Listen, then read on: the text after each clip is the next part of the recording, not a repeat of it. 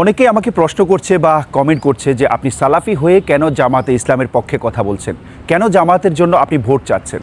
আচ্ছা, আওয়ামী লীগ বা বিএনপি করলে কি এই প্রশ্নটা আপনারা কাউকে করেন? গণতন্ত্র যদি হারাম হয় সেটা সকল দলের জন্য হারাম, শুধু জামাতের জন্য নয়। আমি একজন আহলুল হাদিস বা সালাফি আকিদার মানুষ। আমার লক্ষ্য কোনো নির্দিষ্ট দলের পতাকা উড়ানো নয়। আমার লক্ষ্য হচ্ছে সহিহ দ্বীন ও সহিহ আকিদার দাওয়াত পৌঁছে দেয়া। আর এই দাওয়াত পৌঁছানোর জন্য শুধু মিম্বার নয়, একটা নিরাপদ এবং সামাজিক রাষ্ট্রীয় পরিবেশেরও দরকার হয়। আমি বাস্তবতা অস্বীকার করি না। আমি জানি কোনো বামপন্থী সেকুলার কট্টর ইসলাম বিদ্বেষী শক্তি যদি রাষ্ট্র ক্ষমতায় আসে, ইসলাম প্রচার করা প্রশ্নবিদ্ধ হয়ে উঠবে। সহিহ দ্বীনের কথা বলা সংকুচিত হয়ে যাবে, এমনকি সেটা অপরাধ বলেও গণ্য হতে পারে। ন্যূনতম যেটুকু আমি বলতে চাই, রাষ্ট্র ক্ষমতায় যারা থাকবে তারা যেন অন্তত ইসলামকে শত্রু হিসেবে না দেখে। কারণ সূরা নিসায় আল্লাহ তাআলা বলেন, আর আল্লাহ মুমিনদের উপর কাফিরদের কর্তৃত্ব দেন না। আমি এটা বলছি না যে আজই খেলাফত কায়েম হবে। আমি একজন সালাফি হিসেবে এটুকু বুঝি, সহিহ আকীদা প্রচারের জন্য সবচেয়ে কম বাধার পথ যেটা, সেটাই বেছে নেওয়া উত্তম। আমি ভোট দিয়ে ইসলাম কায়েম করার কথা বলছি না। আমি শুধু চেষ্টা করছি ইসলাম কায়েমের পথের দরজাটা যেন বন্ধ না হয়ে যায়।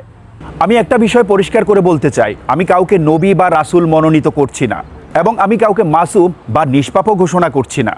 আমি যা করছি সেটা হচ্ছে 3 জন মানুষ থেকে আমি যে কোনো একজনকে বেছে নিচ্ছি, যিনি অন্তত বাকি 2 জনের তুলনায় ভবিষ্যতের জন্য কম ক্ষতিকর হবে।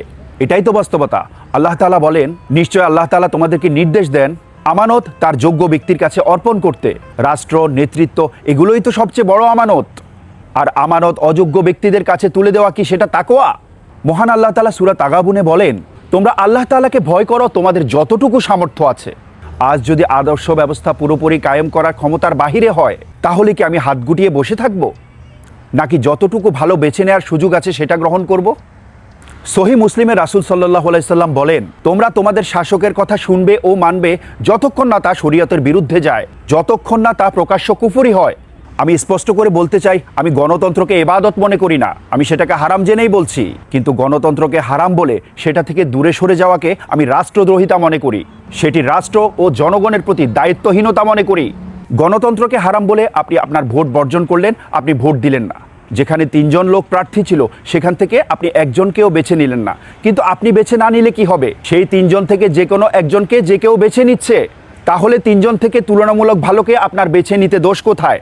শূন্যস্থান শূন্য পড়ে থাকে না, সেই স্থানে কোনো এক জালিম বসে যাবে, যার খেসারত দিবে নিরীহ জনগণ, আপনি, আপনার সন্তানরা। এবং এটা আমার নাগরিক অধিকার, এটা আমার বিবেকের সিদ্ধান্ত। এবং আল্লাহ তাআলা ভালো করে জানেন আমি কারো পক্ষে নয়, বরং কারো বিপক্ষে দাঁড়াচ্ছি।